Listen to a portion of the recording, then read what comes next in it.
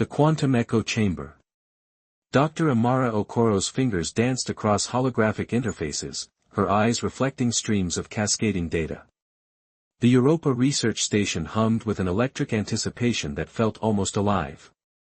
Around her, quantum computing arrays processed millions of scenarios per second, tracking the immediate aftermath of the Terran Collective's unprecedented withdrawal. Preliminary economic models are coming in, she muttered to her assistant, Dr. Marcus Reyes, who was frantically organizing the incoming data streams. The unexpected cascade. Within hours of the announcement, galactic markets began to shift in ways no predictive algorithm had anticipated. The compact's carefully constructed economic ecosystem started to fracture like delicate glass. Trade routes that had been stable for centuries suddenly became unpredictable. Shipping corporations that had relied on Terran stability began to panic. The Andromeda Merchant Consortium saw its stock values plummet by 42% in the first 6 hours. Breaking technological barriers. Dr. Okoro's primary focus wasn't just economic analysis. She was tracking something far more significant, the sudden acceleration of technological innovation that followed the Terran withdrawal. Research proposals that had been stuck in bureaucratic limbo for decades were now being fast-tracked. The Quantum Entanglement Communication Project, previously rejected 17 times, received immediate approval from 3 different star systems. They're using our withdrawal as a catalyst, she explained to Reyes. Decades of suppressed innovation are about to be unleashed. The knowledge flood. Terran research databases, previously compartmentalized and strictly regulated, began a controlled release of information. Decades of scientific breakthroughs that had been held back by the Compact's restrictive policies were now flooding into the galactic knowledge network. Medical technologies that could revolutionize healthcare for multiple species. Energy generation techniques that could transform entire planetary economies. Communication technologies that could bridge impossible distances. Economic tremors. The Europa Station's economic monitoring system began generating reports that looked more like seismic activity charts than financial documents. Look at this, Dr. Okoro pointed to a holographic display. Non-compact worlds are already establishing direct trade agreements with Terran colonies. They're bypassing the entire old regulatory system.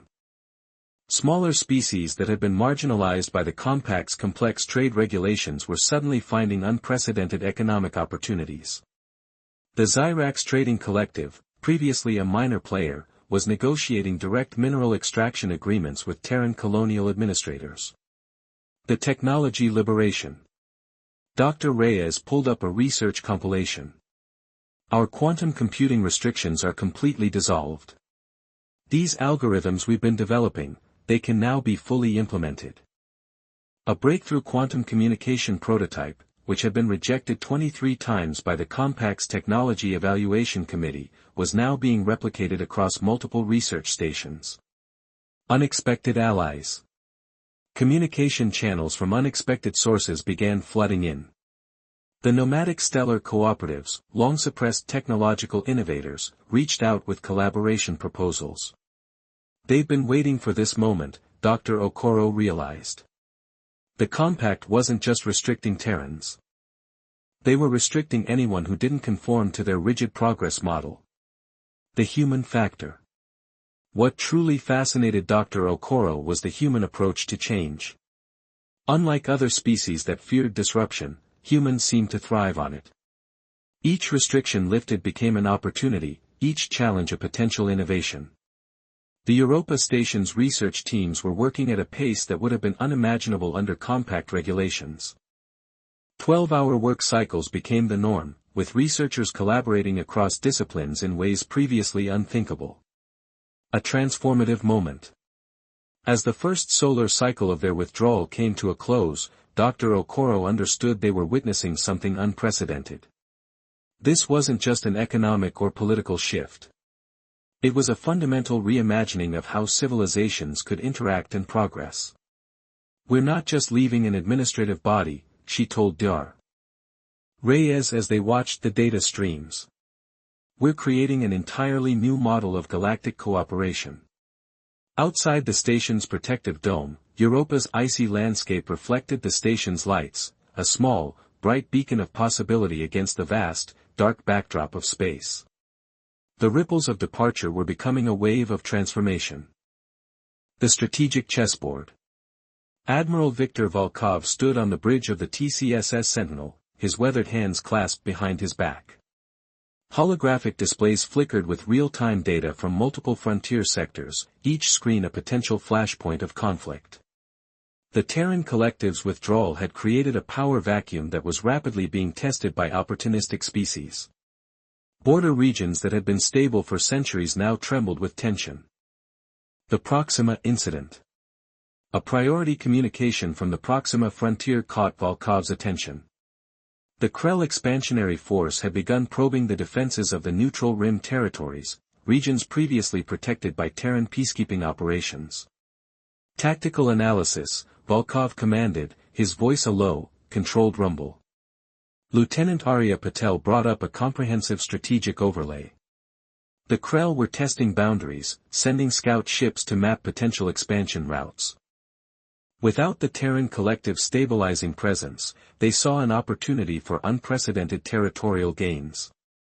The power vacuum emerges. They've moved 3 reconnaissance squadrons into the neutral rim, Patel reported. Preliminary scans suggest they're mapping resource-rich sectors previously kept in diplomatic stasis. Volkov's strategic mind was already several moves ahead. The Krell weren't just exploring. They were deliberately creating pressure points to expose weaknesses in the newly destabilized galactic order. Diplomatic tremors. Encrypted communications from former Allied worlds began streaming in. The Doran Confederacy, a collection of 7 star systems that had long relied on Terran diplomatic support, was sending urgent requests for strategic consultation. "They're feeling exposed," Volkov muttered, reviewing the diplomatic encryption protocols. The holographic display showed a rapidly changing geopolitical landscape. Regions that had been peaceful for generations were now becoming potential conflict zones. The carefully maintained balance of the compact was unraveling with remarkable speed. The strategic response. Volkov wasn't interested in direct intervention. The Terran collective's withdrawal was deliberate, a statement of independence, not an invitation to continued entanglement. "Prepare strategic advisory packages," he instructed Lieutenant Patel. "We'll provide information, not protection. Let them understand the principles of self-determination." The advisory packages would contain comprehensive tactical analyses, historical context, and strategic recommendations. But crucially, they would not include direct military support. Emerging conflicts. The Sentinel's long-range sensors picked up increasing military movements. The Zarian Cooperative was mobilizing defensive formations near their outer colonies. The Nexus border worlds were consolidating their defensive perimeters. Each movement was a reaction to the sudden power vacuum. Species that had grown comfortable with Terran mediation were now forced to develop their own strategic capabilities. The diplomatic chessboard. A priority communication from the Terran Diplomatic Corps added another layer of complexity. The Orion cluster was experiencing 3 simultaneous border disputes, conflicts that would have been immediately mediated under the old compact system. "We're watching a controlled demolition of the old order," Volkov explained to his senior staff. "Each conflict is an opportunity for species to redefine their relationships." Technology as a deterrent. The Sentinel carried something far more powerful than traditional weapons: comprehensive technological packages. Advanced defensive systems, communication encryption protocols, and strategic analysis algorithms. These were not gifts, but tools. Each Allied world would need to learn to use them independently.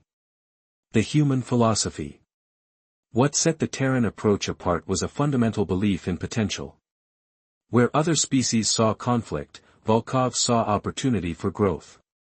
Each diplomatic challenge was a chance for collective evolution. "We're not abandoning them," he told Lieutenant Patel. "We're giving them the opportunity to find their own strength." The mounting tension. As solar cycles passed, the frontier regions became increasingly volatile. The Krell expansionary force continued its provocative maneuvers. The Doran Confederacy was mobilizing defensive capabilities with unprecedented urgency. Yet beneath the surface tension, something remarkable was happening. Species were beginning to communicate directly. Diplomatic channels that had been dormant were suddenly alive with genuine dialogue. A transformative moment. From the bridge of the Sentinel, Admiral Volkov watched the holographic displays. Each flickering data point represented not just a potential conflict, but a moment of potential transformation. The old order was fracturing. But from its fragments, something new was emerging. Outside the ship's reinforced viewports, the vast darkness of space seemed to pulse with anticipation. The universe was changing, one strategic decision at a time.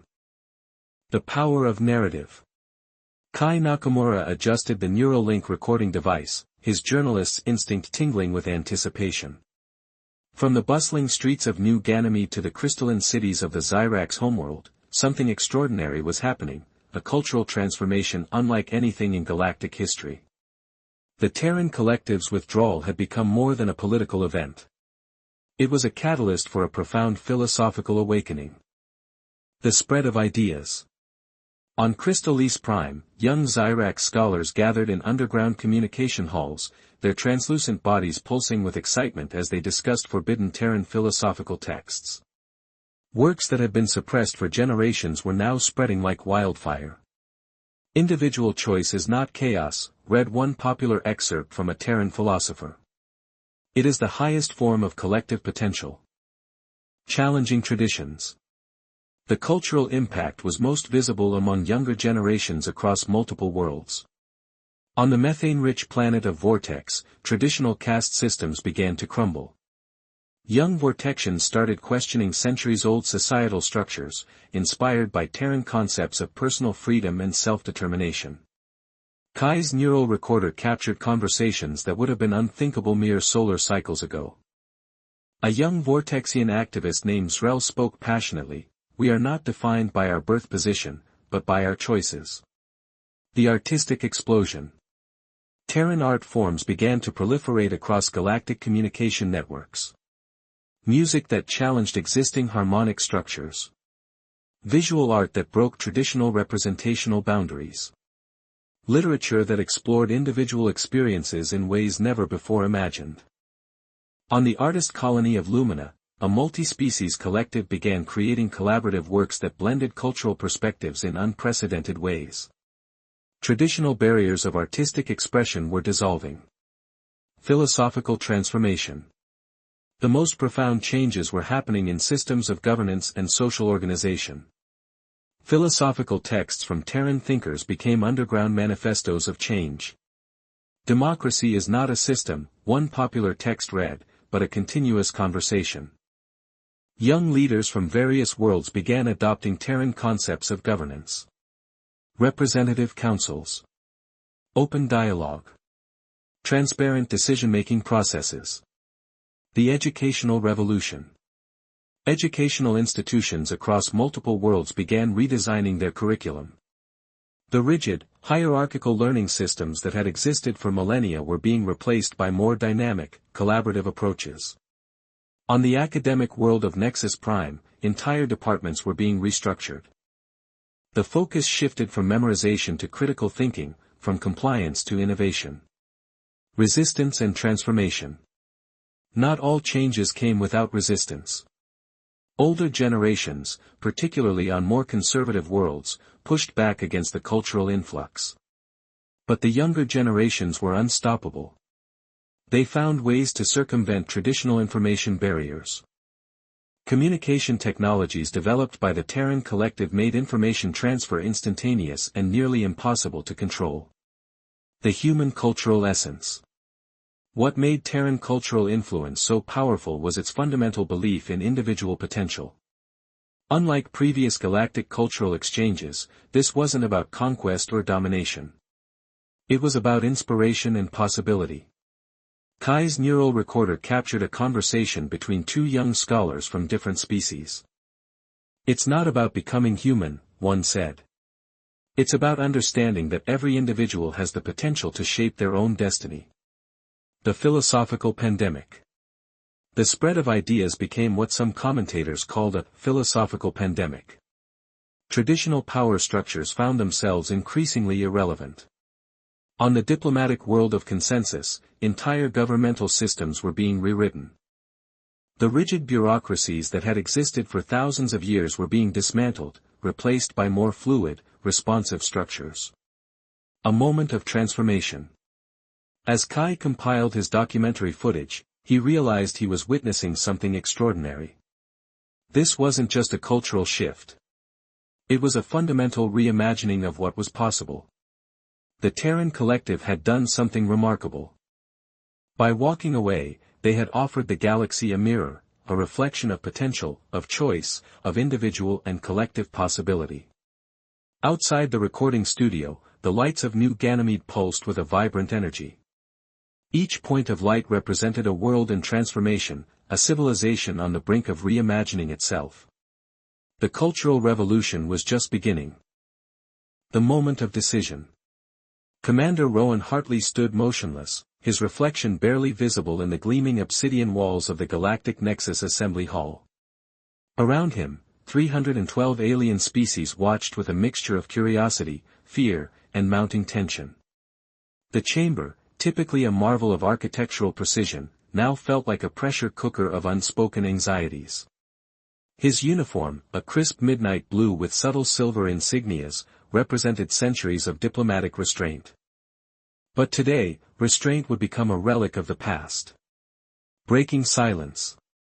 Distinguished representatives, Hartley began, his voice steady and calculated, the Terran Collective has reached its final conclusion. A ripple of murmurs swept through the chamber. Delegates from crystalline worlds shifted uncomfortably. Gaseous beings compressed themselves tighter in their containment units. The Nexus Protocol had always maintained a delicate balance, and everyone knew the Terrans were about to shatter that balance. Zara Krell, the lead representative of the Quantum Consortium, leaned forward. Her seven-fingered hand pressed against the translation interface, her multiple eyes focusing intensely on Hartley. The accumulated grievances. For 2 centuries, Hartley continued, we have complied. We have waited. We have compromised. Each innovation throttled, each expansion restricted, each technological breakthrough subjected to endless committees and bureaucratic suffocation. He activated the holographic display. Thousands of rejected proposals materialized, each a testament to human creativity strangled by institutional inertia. The Nexus Council's regulatory charts showed a stark reality. Human submissions had been rejected at a rate 73% higher than any other member species. Research proposals. Colonial expansion requests. Technological innovations. All systematically blocked. The unexpected declaration. Effective immediately, Hartley's voice cut through the mounting tension, the Terran Collective withdraws from the Galactic Governance Compact. Silence. Then chaos. Representatives exploded into a cacophony of translated outrage. The crystalline diplomats of Zentar began a high-pitched resonance of disbelief. Gaseous representatives from the Nebula Confederacy compressed and expanded in agitated rhythms. Archival Administrator Norvek, representing the oldest member species, rose slowly. His exoskeletal frame trembled with barely contained anger. You cannot simply leave, he stammered through multiple translation matrices. The calculated response. Hartley's response was calm, almost clinical. We can. And we will. Behind him, a delegation of 12 Terran representatives stood in unified silence. Each represented a different sector of human civilization, scientific research, colonial administration, military strategy, economic planning. Dr. Elena Rodriguez, head of Terran Xenocultural Studies, stepped forward. Her data tablet projected a comprehensive breakdown of the compact's systematic limitations. Our withdrawal is not an act of aggression, she explained, but of necessity. The current governance model restricts innovation, prevents natural societal evolution, and maintains an artificial hierarchy that benefits the oldest species at the expense of emerging civilizations. The economic tremor. As if on cue, economic monitors throughout the assembly hall began flickering. Market indicators for compact-aligned systems started showing immediate volatility. The Quantum Consortium's financial representative, a being composed of interconnected energy patterns, began rapid calculations. The immediate economic impact. He started, then stopped, recalculating. Hartley knew precisely what was happening. By withdrawing, the Terrans weren't just leaving an administrative body. They were removing a critical economic and strategic linchpin. The final statement. "We do not seek conflict," Hartley's final words rang through the chamber. "We seek progress. We seek the right to determine our own path." As the Terran delegation turned to exit, the massive crystalline doors of the Nexus Assembly Hall began to close. The silence was more profound than any sound. The universe had just changed forever. Outside, Terran ships waited. Not in aggressive formation, but in calm, calculated readiness. A new chapter was about to begin.